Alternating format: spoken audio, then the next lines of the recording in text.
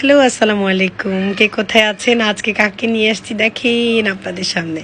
সাথী খান আপু, গায়িকা সাথী খান আপু। আচ্ছা, ওনার তেমন কোনো মুখে ফল্ট আমি দেখি না। খুবই সুন্দরী মাশাআল্লাহ। ওনাকে সামনাসামনি যে দেখবে সেই বলবে। তো তো যেটা বলছিলাম যে আপু এত সুন্দর মাশাআল্লাহ, এত সুন্দর যে কিছুই করা লাগবে না। করব সেটা হচ্ছে আন্ডারলাইন, নিচের ঠোঁটের আন্ডারলাইনটা একটু বাড়াবো, যেটা না করলেও হয়। থুতনির এখানে একটু চিনটা ফিলার করব যাতে শার্প লাগে।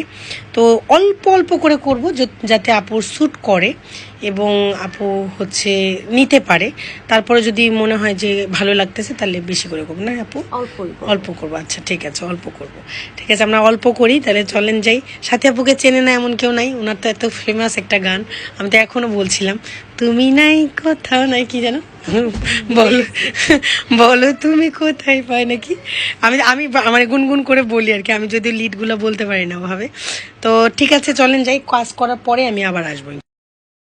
প্রথমে বলে নিই, আমরা হচ্ছে লোকাল অ্যানাস্থেসিয়া অর্থাৎ ক্লিন অ্যানাস্থেসিয়া দিয়ে আমরা আগে নাম করে নেই অর্থাৎ অবশ করে নেই। এরপর আস্তে আস্তে সাথী আপুর কাজটা করছিলাম।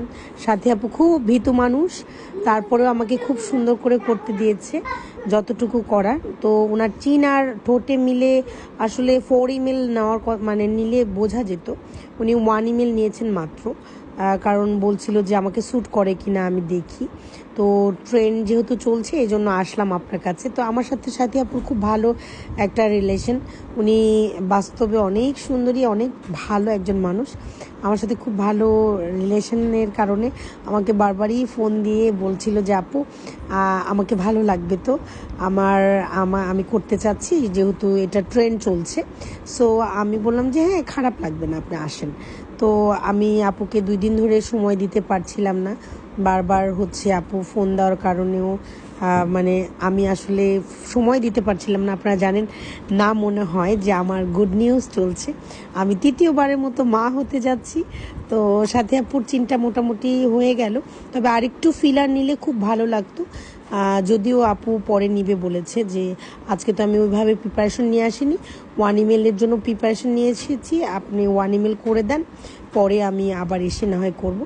তো হাসছিলাম আমরা আর কাজ করছিলাম। আর ভীষণ মিষ্টি একটা আপু, উনি আসলে আমার মন ভালো হয়ে যায়, কারণ উনি খুব ভালো একজন মানুষ। আমার মেয়ের সাথে খুব ভালো রিলেশন, ও গল্প করে, অনেক আদর করে। উনি হচ্ছে ওনার ছেলেও যেহেতু আছে। মাশাআল্লাহ, সুন্দরীকে আর একটু সুন্দর করতে আমার ভালোই লাগে, যদিও ওনার কিছুই কাজ হয় মানে করি নাই, উনি এমনিতেই সুন্দর মাশাআল্লাহ। এখানে একটু দিয়েছি, ঠোঁটের নিচে একটু দিয়েছি, ব্যাস। আর এই যে আমার রাজকন্যা বসে আছে আপু অনেক আদর করে ওকে। আচ্ছা আপু বলেন, কেমন কি অবস্থা, আপনার কি মনে হলো? আপনি বেশি করতে চান না কেন? না, আমার মনে হয় যে আল্লাহ আমাকে যা দিয়েছে আলহামদুলিল্লাহ। কিন্তু এখন দেখলাম যে বিষয়টা খুব ট্রেন্ডি, সবাই করছে, তো ভাবলাম যে তাও আমি এই ঠোঁটে নিয়ে এই ঠোঁটে অল্প একটু নিয়েছি, একদম আর কি। হয় না যে একটা নতুন খাবার বের হলে যেমন আমরা টেস্ট করি, লাইক ফুডটা কেমন। আর এটা তো আপনার পার্মানেন্টও না, এটা 2-1 মানে বছর বা মাস থাকে। আমিও একটু করি। থ্যাংক ইউ আপু, ভালো থাকবেন। আমার কাছে আসার জন্য ধন্যবাদ। আর হচ্ছে আপনাকে বউ সাজিয়েছিলাম, এটা আমার খুব ভালো লাগে।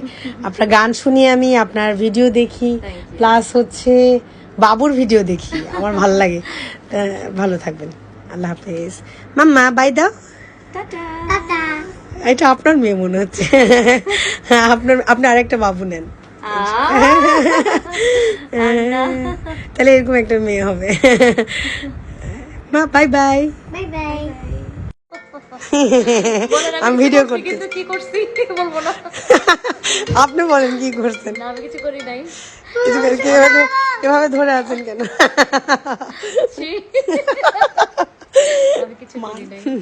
কিছু করেন ঠাকুর ঘরে কে, আমি কলা খাইনি, রাইট? না, কিছু করি নাই। ফেসিয়াল নেব, আচ্ছা ঠিক আছে, করবো, বুটক্স নেব। আচ্ছা আচ্ছা আচ্ছা, ওকে মামা।